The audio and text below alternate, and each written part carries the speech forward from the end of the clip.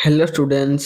तो आज आम +3 third semester sociology honours major paper 7 unit 4 नीति एवं प्रकल्प यही चैप्टर आज आम मोस्ट इम्पोर्टाट एमसीक्यू क्वेश्चन 2 मार्किया एवं 5 मार्किया क्वेश्चन आंसर डिस्कस करबा। तो वीडियो को स्किप न करी शेष पर्यंत देखंतु।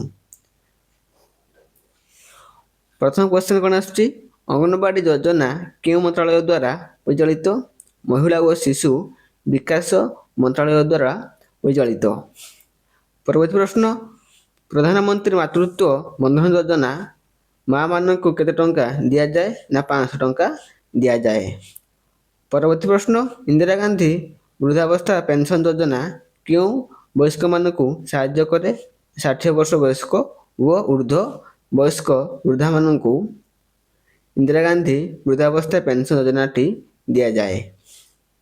परवर्ती प्रश्न सुकन्या समृद्धि योजना केउं श्रेणीर झील मानक पई आरंभ कर जायछि ना बालिका शिशु झील मानक पई। परवर्ती प्रश्न प्रधानमंत्री जनधन योजना केउं वर्ष आरंभ होइतिला? एटा होछि आपनकर 2014 पाखरु आरंभ होइछि। परवर्ती प्रश्न राष्ट्रीय सामाजिक सहायता कार्यक्रम एनएसएपी अंतर्गत केतोटी योजना अच्छी ना 5टी। एनएसएपी रो फुल फॉर्म कौन? National aviation safety plan. एटा होची राष्ट्रीय सामाजिक सहायता योजनाटी। एटा होची आपनकर 5टी अच्छी। परवर्ती प्रश्न ओडिशा खाद्य सुरक्षा योजना केउं श्रेणीर लोक मानकु मागଣା चाउल दिया जाए ना दरिद्र परिवार श्रेणीर लोक मानकु। परवर्ती प्रश्न प्रधानमंत्री उज्ज्वला योजना केउं इंधन उपरे आधारित? एटा होची आपनकर गैस सिलिंडर उपरे आधारित। परवर्ती प्रश्न विधवा पेंशन योजना अधीन प्रति मास केते टंका दिया जाए? आपनकर एटा होची 300 टंका। एबे हेची 500 टंका 500 हजार हेची। परवर्ती क्वेश्चन को जीवा क्वेश्चन नंबर 10 को आसीबा मिशन शक्ति केउं राज्य रे महिला मानक पई एक योजना रहउची? ओडिसा रे। परवर्ती प्रश्न प्रधानमंत्री आवास योजना ग्रामीण अंतर्गत घर निर्माण पई केते टंका दिया जिवो? 1,20,000 टंका। परवर्ती प्रश्न आदिवासी मानक पई विशेष योजना दशकृति योजना केउं वर्ष आरंभ होइतिला? एटा होची आपनकर 2005 मसिया रे आरंभ होइछि। परवर्ती प्रश्न स्वामी विवेकानंद युवा सशक्तिकरण योजना केउं वयस्क युवक मानक पई आरंभ होइछि? ना 18 वर्ष रु 35 वर्ष।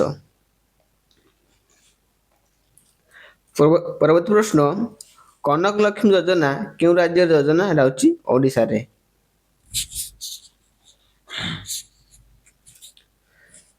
परवर्ती क्वेश्चन राष्ट्रीय महिला सशक्तिकरण योजना केउं वर्ष आरंभ होइतिला? 2016 मसिया रे। परवर्ती प्रश्न भारत रे धार्मिक अल्पसंख्यक पई केउं आईन प्रणयन करा जायछि? ना धारा 29 रे। परवर्ती प्रश्न धार्मिक अल्पसंख्यक शिक्षा पई केउं योजना उपलब्ध? पद्मोत्सव योजनाटी उपलब्ध। नेक्स्ट जीवा शॉर्ट क्वेश्चन को आसीबा भारतीय संविधान रो प्रस्तावना रे डे शब्द जोड़ा जाइछि 42तम संशोधन द्वारा ना समाजवादी शब्दटी भारतीय संविधान रे 42तम संशोधन रे जोड़ा जाइछि।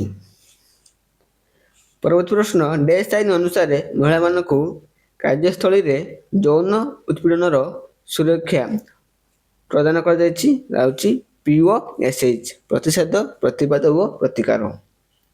Prevention of sexual harassment POSH रो full form prevention of sexual harassment. परवर्ती प्रश्न भारत रे मौलिक कर्तव्य संशोधन डे द्वारा जोड़ा जाइतिला 42तम संविधान संशोधन द्वारा जोड़ा जाइतिला। परवर्ती प्रश्न आयोग अनुच्छेद 340 अनुसार गठित होइतिला एटा होछि मंडल आयोग। परवर्ती प्रश्न अनुच्छेद अनुसार ଅବମାନନା ଆଇନ ପ୍ରଣୟନ କରାଯାଇଛି?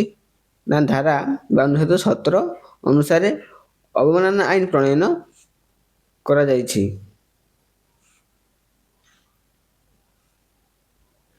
ପରବର୍ତ୍ତୀ ପ୍ରଶ୍ନ, ଡେସ୍ ଯୋଜନା ଦଳିତ ଓ ଆଦିବାସୀ ଛାତ୍ରମାନଙ୍କ ପାଇଁ ଶିକ୍ଷା ଅନୁଦାନ ଯୋଗାଇଥାଏ?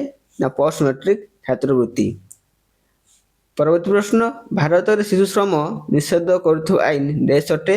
ଶିଶୁ ଶ୍ରମ ନିଷେଧ ଓ ନିୟନ୍ତ୍ରଣ ଆଇନ 1986 ମସିହାରେ। ପରବର୍ତ୍ତୀ ପ୍ରଶ୍ନ, ଅନୁଚ୍ଛେଦ ଡେସ୍ ଅନୁସାରେ ଅସ୍ପୃଶ୍ୟତାର ନିଷେଧ କରାଯାଇଛି? ନା ଧାରା 5217 ଅନୁସାରେ।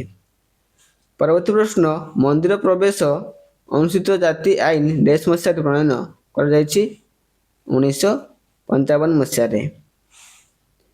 ପରବର୍ତ୍ତୀ ପ୍ରଶ୍ନ, ଡେସ୍ ଯୋଜନା ମହିଳାମାନଙ୍କ ପାଇଁ ସ୍ୱାବଲମ୍ବନ ପ୍ରୋତ୍ସାହନ ଦେଇଥାଏ? ନା ମୁଦ୍ରା ଲୋନ୍। ପରବର୍ତ୍ତୀ କ୍ୱେଶ୍ଚନକୁ ଆସିବା, କ୍ୱେଶ୍ଚନ ନମ୍ବର 11କୁ ଆସିବା। ଅନୁଚ୍ଛେଦ ଡେସ୍ ଅନୁସାରେ ରାଜ୍ୟ ସରକାର ଆଦିବାସୀମାନଙ୍କ କଲ୍ୟାଣ ପାଇଁ ପଦକ୍ଷେପ ନେବା ଆବଶ୍ୟକ? ନା 46 ଅନୁସାରେ। ପରବର୍ତ୍ତୀ ପ୍ରଶ୍ନ, ଡେସ୍ ଆଇନ ଅନୁସାରେ ଦଳିତ ଓ ଆଦିବାସୀମାନଙ୍କୁ ଅପରାଧିକ ଅତ୍ୟାଚାରରୁ ସୁରକ୍ଷା ଦିଆଯାଇଛି? ନା SC/ST ଅତ୍ୟାଚାର ନିଷେଧ ଆଇନ 1998 ମସିହା ଅନୁସାରେ।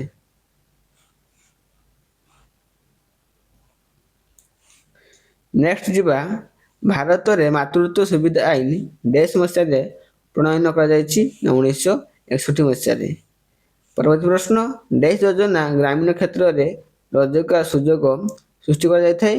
ନା MGNREGA ମହାତ୍ମା ଗାନ୍ଧୀ ଜାତୀୟ ଗ୍ରାମୀଣ ରୋଜଗାର ଗ୍ୟାରେଣ୍ଟି ଆଇନ। ଏହି ଆଇନ ବଳରେ କ'ଣ? ନା ଗ୍ରାମ କ୍ଷେତ୍ରରେ ରୋଜଗାର ସୁଯୋଗ ଦିଆଯାଏ। ପରବର୍ତ୍ତୀ ପ୍ରଶ୍ନ, ଭାରତରେ ବାଳିକା ସମୃଦ୍ଧି ଯୋଜନା ଡେସ୍ ମସିହାରେ ଆରମ୍ଭ ହୋଇଥିଲା? ଏଟା ହେଉଛି ଆପଣଙ୍କ 1997 ମସିହାରେ। ପରବର୍ତ୍ତୀ ପ୍ରଶ୍ନ, ଭାରତରେ ଧାର୍ମିକ ଅଳ୍ପସଂଖ୍ୟକ ସାମାଜିକ ସୁରକ୍ଷା ପ୍ରଦାନ କରିବା ପାଇଁ ଡେସ୍ ଆୟୋଗ ଗଠନ କରାଯାଇଛି? ଏଟା ହେଉଛି ରାଷ୍ଟ୍ରୀୟ ଅଳ୍ପସଂଖ୍ୟକ ଆୟୋଗ।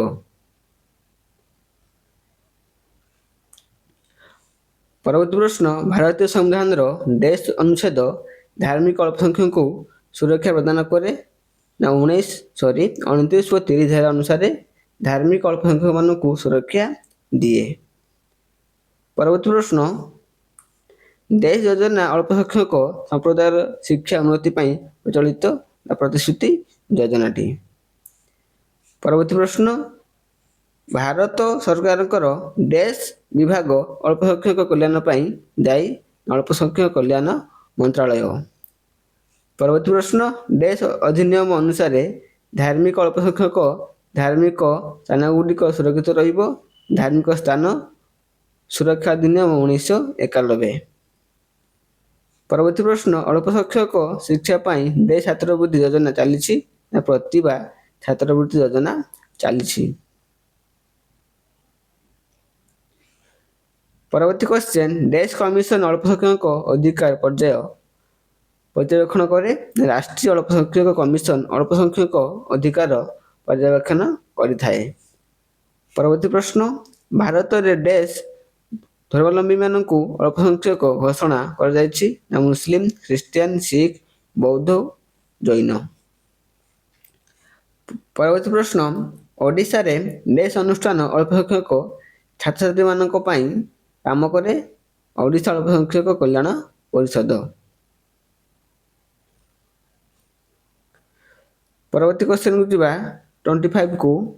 ଅଳ୍ପସଂଖ୍ୟକ ମହିଳାମାନଙ୍କ ସଶକ୍ତିକରଣ ପାଇଁ ଡେସ୍ ଯୋଜନା ରହିଛି? ନଈ ରୋଶନୀ ଯୋଜନା। ପରବର୍ତ୍ତୀ ପ୍ରଶ୍ନ, ଡେସ୍ ଅନୁସାରେ ଅଳ୍ପସଂଖ୍ୟକ ବିବାହ ଓ ଉତ୍ତରାଧିକାର ନିୟମ ପରିଚାଳିତ ହୁଏ? ନା ବ୍ୟକ୍ତିଗତ ଧାର୍ମିକ ଆଇନ ଅନୁସାରେ।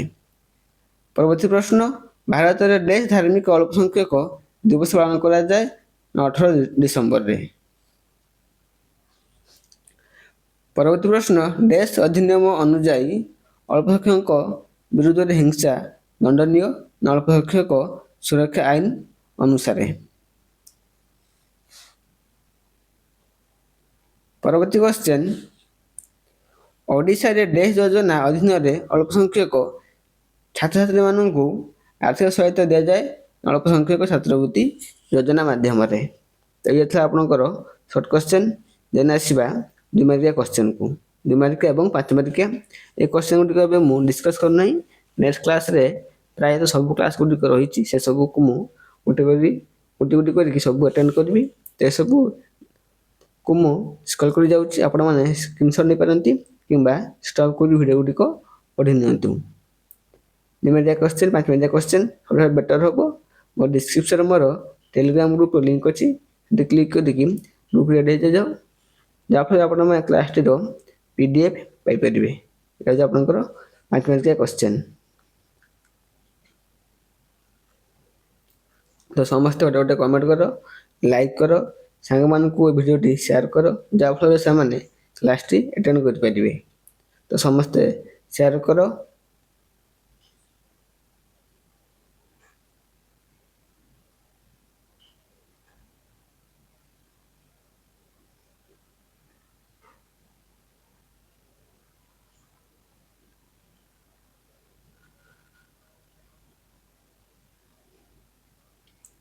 Thank you all.